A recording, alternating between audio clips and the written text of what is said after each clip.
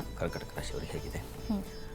ರಾಷ್ಟ್ರದೇವತೆ ಸ್ವಲ್ಪ ಬಲಹೀನನಾಗಿದ್ದಾನಲ್ಲ, ಈ ಕಾರಣದಿಂದಾಗಿ ಸ್ವಲ್ಪ ಅಸಮಾಧಾನ ಇರುತ್ತೆ. ಆರೋಗ್ಯದಲ್ಲಿ ವ್ಯತ್ಯಾಸ, ಧನ ನಷ್ಟ, ಸ್ತ್ರೀಯರಿಗೆ ಅಧಿಕ ವ್ಯಯ ಸೂಚಿಸ್ತಾ ಇದೆ. ವೃತ್ತಿಯಲ್ಲಿ ಅನುಕೂಲ ಸ್ವಲ್ಪ ಮಟ್ಟಿಗೆ, ಬಂಧು ಮಕ್ಕಳಲ್ಲಿ ಸ್ವಲ್ಪ ಮನಸ್ತಾಪಗಳು ಉಂಟಾಗ್ತಕ್ಕಂಥದ್ದು. ಕರ್ಕಾಟಕ ರಾಶಿಯವರು ಸ್ವಲ್ಪ ಡಲ್ಲಿದೆ.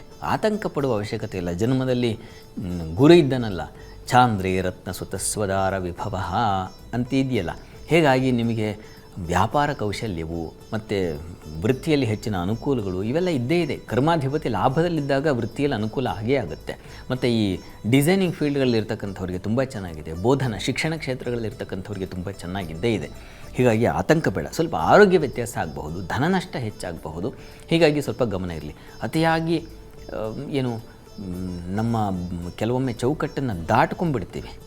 ಹೀಗಾಗುತ್ತೆ, ಕ್ರಾಸ್ ಲಿಮಿಟ್. ಅದನ್ನು ಅದು ಮನಸ್ಸಿನ ಸೆಳವು. ಚಂದ್ರ ವೀಕಾಗಿದ್ದಾಗ ಸಹಜವಾಗಿ ಏನೇನೋ ಬೈಕ್ಗಳು ಬರುತ್ತೆ. ಅದನ್ನು ತೊಗೋಬೇಕು, ಇದನ್ನು ತೊಗೋಬೇಕು, ಮತ್ತೊಂದು ತೊಗೋಬೇಕು, ಅಥವಾ ಇನ್ಯಾರಿಗೋ ಕೊಡಿಸಬೇಕು. ಆಪ್ತರ ಜೊತೆಗೆ ಜಗಳ, ಕಲಹ, ಮನಸ್ತಾಪ ಇವುಗಳನ್ನೆಲ್ಲ ಸೂಚಿಸ್ತಕ್ಕಂಥವನು ಚಂದ್ರನು ಇಲ್ಲಿ ವೇದದಲ್ಲಿ ಸಂಚರಿಸುವಾಗ. ಹೀಗಾಗಿ ಆಪ್ತರಿಂದಲೇ ಮನಸ್ಸಿಗೆ ನೋವು, ತುಂಬ ಹಚ್ಕೊಂಡಿರ್ತೀರ, ಅವರಿಂದಲೇ ನಿಮಗೆ ಕಿರಿಕಿರಿ ಆಗ್ತಕ್ಕಂಥದ್ದು. ಈ ರೀತಿಯ ಸಾಧ್ಯತೆಗಳು ನಿಮಗೆ ಹೆಚ್ಚಿನ ಮನಸ್ಸಿಗೆ ನೋವು ಮಾಡುತ್ತೆ.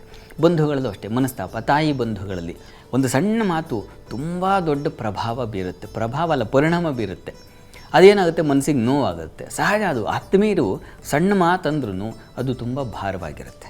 ಹೀಗಾಗಿ ಅಂಥ ಒಂದು ಭಾರಕ್ಕೆ ನೀವು ಸಿಕ್ಕಾಕೊಳ್ತೀರ ಈ ಒಂದು ವಾರದ ಆದಿಯಲ್ಲಿ. ವಾರಾಂತ್ಯದಲ್ಲಿ ಕರ್ಕಟಕ ರಾಶಿಯವರಿಗೆ ಹೇಗಿದೆ? ಕೋಪ ಸ್ವಭಾವ, ಕಹಿ ಘಟನೆಗಳು, ಸರ್ಕಾರಿ ಕ್ಷೇತ್ರಗಳಲ್ಲಿ ಪರದಾಟ ಉಂಟಾಗ್ತಕ್ಕಂಥದ್ದು, ಕುಟುಂಬದಲ್ಲಿ ಕಲಹಗಳು, ಹಣಕಾಸಿನ ವಿಚಾರದಲ್ಲಿ ಸ್ವಲ್ಪ ತೊಂದರೆ. ಏನಪ್ಪ ಹೀಗಿದೆಯಲ್ಲ ಅಂತ ಗಾಬರಿ ಆಗಬೇಡಿ. ಚಂದ್ರ ಗುರು ಒಟ್ಟಾಗ್ತಾರೆ. ವಸ್ತುತಃ ಇದರ ಹೊರತಾದ ಒಂದು ಫಲ ಇದೆ, ಅದನ್ನು ಹೇಳ್ತೀನಿ ಕೇಳಿ.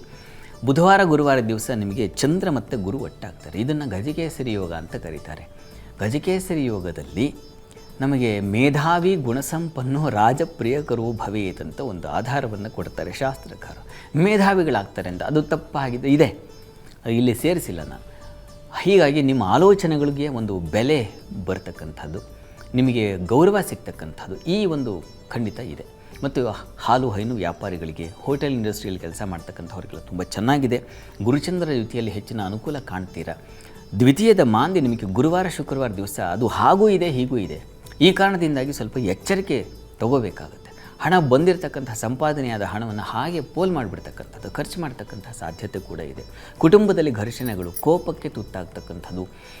ಸಂಪಾದಿಸಿದ್ದೆಲ್ಲ 1000 ಬಣ್ಣ ಮಸಿ ನುಂಗ್ತು, ಒಂದು ಸಣ್ಣ ಮಸಿ ನುಂಗ್ತು ಅನ್ನೋ ಹಾಗೆ ಅಷ್ಟು ಸಂಪಾದನೆ, ಅಷ್ಟು ಗೌರವ ಬಂದಿದ್ದೆಲ್ಲ ಒಂದು ಸಣ್ಣ ಗಲಾಟೆಯಿಂದ ಇಷ್ಟಾದರೂ ಕೊನೆಗೆ ಅಷ್ಟೇನಾ?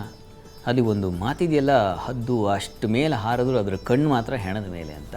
ಆ ರೀತಿಯಲ್ಲಿ ಆಗಬಾರ್ದು ಅಂತ.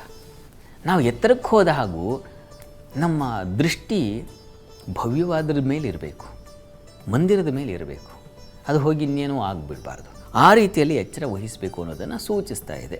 ಮಾಂದಿ ಕಾರಣದಿಂದ ಕೆಟ್ಟ ಪಾಪಗ್ರಹಗಳು ಹಾಗೆ ಬಹಳ ಬೇಗ ಸೆಳವು ಮಾಡಿಬಿಟ್ಟು ಮತ್ತೆ ನಮ್ಮನ್ನು ಹಾದಿ ತಪ್ಪಿಸ್ಬಿಡ್ತವೆ.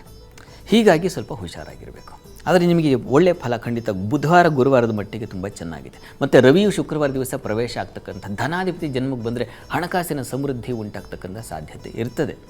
ಸಣ್ಣ ಪುಟ್ಟ ಅದು ಈ ವಾರದ ಫಲ ನಾನು ಹೇಳ್ತಾ ಇರೋದು. ಅದು ಮಾಂದಿ ಸಂಚರಿಸುವ ಕಾರಣದಿಂದಾಗಿ ಸ್ವಲ್ಪ ತೊಂದರೆಗಳು, ಆದರೆ ಹಣಕಾಸು ಬರ್ತದೆ ಮತ್ತು ಗೌರವ ಸಂದಾಯವಾಗುತ್ತೆ. ಸರ್ಕಾರಿ ವಲಯದಲ್ಲಿ ಕೆಲಸ ಮಾಡ್ತಕ್ಕಂಥವ್ರಿಗೆ ಅನುಕೂಲಗಳು ಏರ್ಪಾಡಾಗುತ್ತೆ. ಅಧಿಕಾರ ಸಿಗ್ತಕ್ಕಂಥದ್ದು, ನಿಮ್ಮನ್ನೇ ಕೇಳ್ಕೊಂಡು ಸಲಹೆ ತೊಗೊಂಡು ನಿರ್ಣಯ ಮಾಡ್ತಕ್ಕಂಥ ಶಕ್ತಿ, ಇದೆಲ್ಲ ಚೆನ್ನಾಗೇ ಇದೆ. ಆತಂಕ ಬೇಡ. ಕರ್ಕಟಕ ರಾಶಿಯವರಿಗೆ ಹೇಗಪ್ಪ ಅಂತಂದರೆ ಅನುಕೂಲವೂ ಹೆಚ್ಚಾಗಿದೆ, ಯೋಚನೆ ಮಾಡಬೇಡಿ.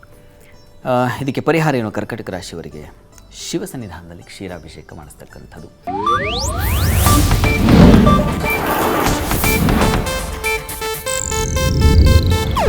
ಇದು ಏಷ್ಯಾನೆಟ್ ನ್ಯೂಸ್ ನೆಟ್ವರ್ಕ್ ಪ್ರಸ್ತುತಿ.